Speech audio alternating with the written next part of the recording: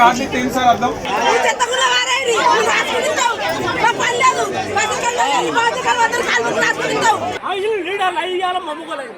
వచ్చిన company book banding ఇంతవరకు రాలే, ఇంతవరకు వచ్చి ఏం పండించలేడు.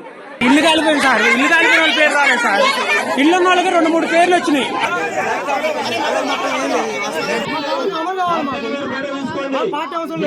నా పేరే రాలేదు, నా పెంకిల్ సార్ ఏమైందంటే నా బాధ నాకుంది.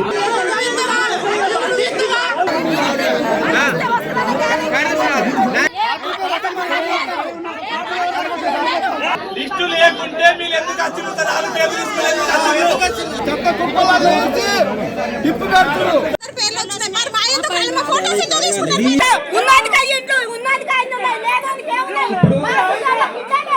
నా పిల్లలకు నేను బుక్ తీపేస్తున్నా, 25 రోజులు ఏమి తెచ్చాను.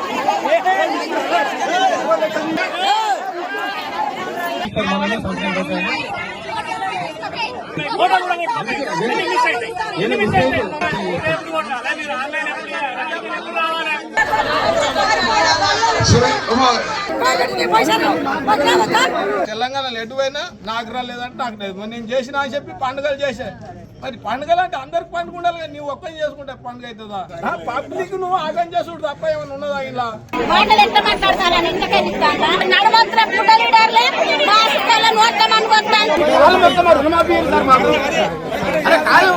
ఎవరు నిరుపేదలు, ఎవరు అర్హులు, ఎవరు నిర్ణయిస్తారు? ఇది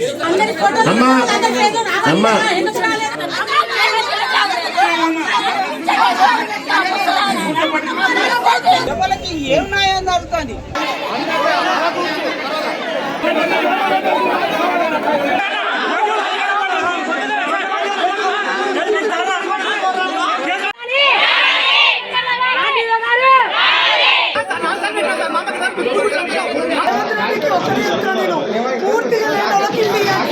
గరీబ్ వాళ్ళకి ఇండ్లు అన్నాడు, రేషన్ కార్డులు ఇస్తా అన్నాడు, 6 గ్యారెంటీలు ఇచ్చిండే. రేవంత్ రెడ్డి గారు ఏం చేస్తుండు? టీఆర్ఎస్ ఉన్నప్పుడన్నా న్యాయం ఉండే మాకు.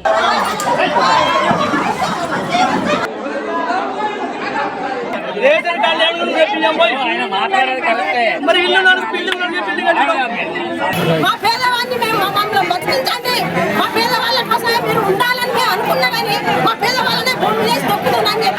మేము అసలు లేమన్నట్టే తీసి వారెత్తురు. మరి మా ఓట్లు అప్పుడు ఎందుకు వచ్చి అడుక్కుంటారు? అడగద్దు కదా మా ఓట్లని కూడా. బోర్డుకి సంబంధించిన ప్రతి డేటా మీ దగ్గర ఉంది.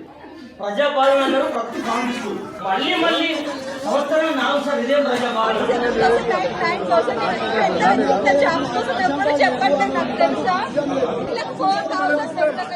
ఏడుస్తున్నారు ఇక్కడ వచ్చి. రేషన్ కార్డు లేదు, ఇల్లు లేదు, ఏం వాళ్ళకు మేలు జరగడం లేదు గవర్నమెంట్ లో. ఇది మళ్ళీ నాటకాలు, కొత్త నాటకాలు ప్రజలు ఎలక్షన్ గురించి.